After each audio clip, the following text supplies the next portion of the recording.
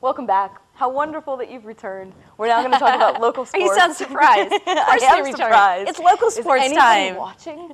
Okay, I can't believe they lost to the Bengals. I know. We already went into that. Yeah, we did. What do you think? Is it a crappy team? a lot of injuries. You know what? They just announced another ping pong thought that just popped in my mind. They just announced the 4 Pro Bowlers from the Redskins, though. Let me see if I can pull them because I don't have it in my notes. But it's Mike Sellers, Clinton Portis, Samuel, and Chris Cooley. Okay, good job. So good 4 job. Pro Bowlers. And that was just announced today, so that's pretty cool. Yeah. And Coach says, he's pumped for these guys. He likes to see them, really get in and send a lot of players, but nobody from their defense. Those are all offensive guys. And Jim Zorn's also calling himself the worst coach in America. He's calling himself. Look at that. Yeah, we have. What does it say? Zorn turns scrutiny upon himself. Good. Which is actually cool. Humility is rare, so I appreciate his self-criticism.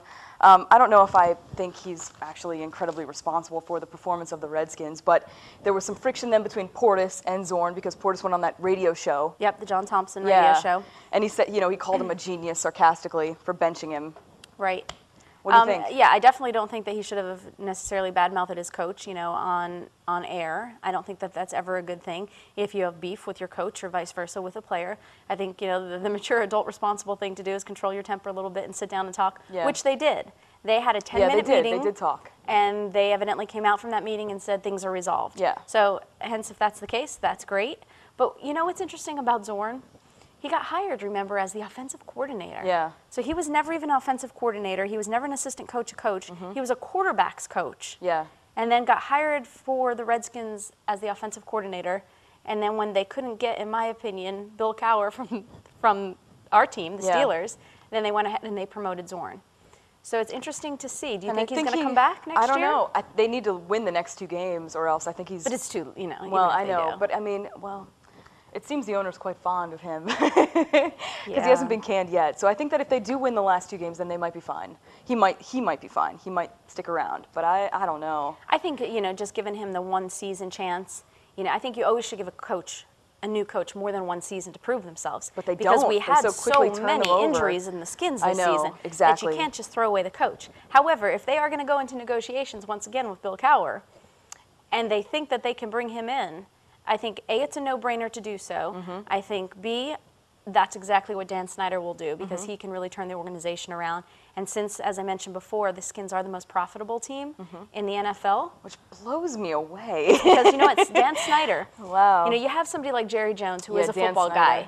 He played ball in college. But then you have somebody like Dan Snyder who's just a very smart business guy. Yeah. So when he came in, he paid a lot for the Skins. But it was a steal because of what he's done in the revenue. I mean, he makes a ton of flipping money. He's got a lovely house. Ton of money, and he cuts down all the trees. Yeah, I know. that aren't allowed. Yeah.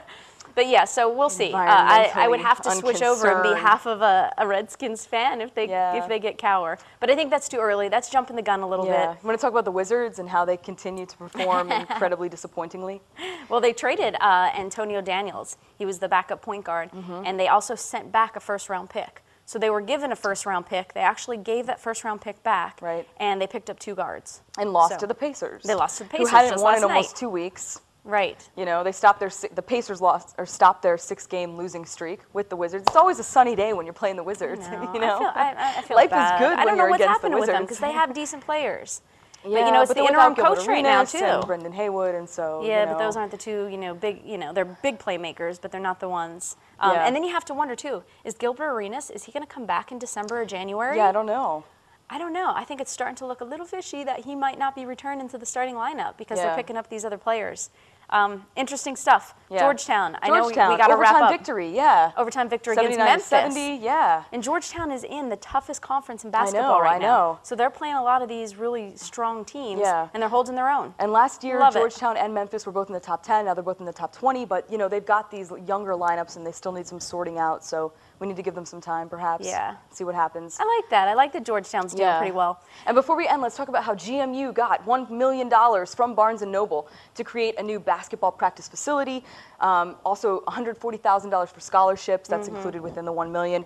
And then they're going to devote $270,000 to a bunch of university programs, including Fall for the Book. And, you know, right. I wish they'd donate to University my Life Fund. nonprofit, I know, FF4K. I know. Because we're so affiliated with them. But hey, you know what? What they did here is great. I'm glad that Barnes & Noble kicked in for them. Yeah. And you know what our next segment is? What?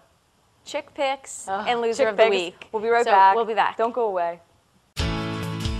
I'm Marcus Washington, linebacker for the Washington Redskins and the co-chair of your local United Way campaign. Help me tackle this community's needs. Visit us online to join the United Way team today. Hey fans, welcome back to the best part of the show, which is the Chick Picks. All right, so Chick Picks, Jessi. Here's the deal. So I was a little bit worried about my choice this week because, you know, I get these, like I wake up and I'm like, oh yeah, I know who my hottie's going to be. You know, that's just first thing out of bed. Because you dreamt about him? Right. No, not at all. But anyway, but I did have somebody in mind, and then I thought, you know what, I've been kind of having, all of my picks so far have been NFL. But we're in prime NFL season. So when we switch over to basketball, then my players will start to get a little bit more diverse. Right now I'm going to stick to my football guys. And I'm also going to stick to the Steelers. Yes. Because there's a wealth of... well, I don't know. No, there's not a wealth. Once I do this one, then I'm done with the Steelers. Oh, okay. I promise you. There are no more that I can possibly find. What about Palomalu? He's nice in his heart, but we want to see a visual of see, a hottie. Yeah, you're discriminating against long-haired boys, Denise. Not discriminating. It's my personal pick. So with that said, Fine. pick this week, hottie of the week, Hines Ward. Hines Ward. Like, we what knew a cutie. This was coming. I know. What a cutie. And then you know what summed it up? That's a cute picture, actually. Do you know what sealed the deal for me? What? I picked two whiteys, and my first two hotties of the week. Last week I had Mike coach. Yes, so African-American guy. And now this week I was like, you know what? Hines Ward was who I wanted. Why not? Just because it's back-to-back Steelers. Now I have my little Asian flair in there. So I'm just so well-rounded with all the different hot cultures out there. You don't discriminate. Heck no. But Hines Ward is great because that smile, I mean, again, that smile is hands down. It's a very good picture. And he'll knock the wind out of someone, give someone a concussion, and he comes up with that smile. And I love it. It's endearing. Yeah. So Hines Ward, hottie. Yeah. I didn't have a loser of the week prepared, so I'm going to, I guess, just trash Josh Koscheck because who better to trash, you know? And I trashed him once before we were officially on the air. So I'll repeat. Pretty much you trash him every time you get into a conversation with somebody. Anytime that he's relevant or included in an upcoming UFC, I talk about what a terrible attitude he has, and how he's really just, you know, an overgrown child, and how he makes personal attacks that are completely unnecessary. And he's a wrestler, and he's boring. Has he done that recently? But has he made a personal attack recently? no, not exactly. Okay, I didn't know. I wasn't setting you up. I mean, He's still a jerk. He is. He's a jerk. Well, actually, But- what is he? I thought you had a different adjective that you were going to use for him. Oh, and you what? Sweet Louise, viewers. My ears are ringing. They believed it. It's okay. But he deserves those words. That's what they were made for. Yeah, that you took the words out of my mouth for sure. Yeah, he's just All right. a not nice person. So if you want to know more about Koscheck, Don't. look him up because he's a not nice person. Next segment, we're going to go right into that along those lines, and we're going to go into Jessi's Lane, which is all about UFC Why and is it fighting. called Jessi's Lane? Because it's cool. More with that when we come back.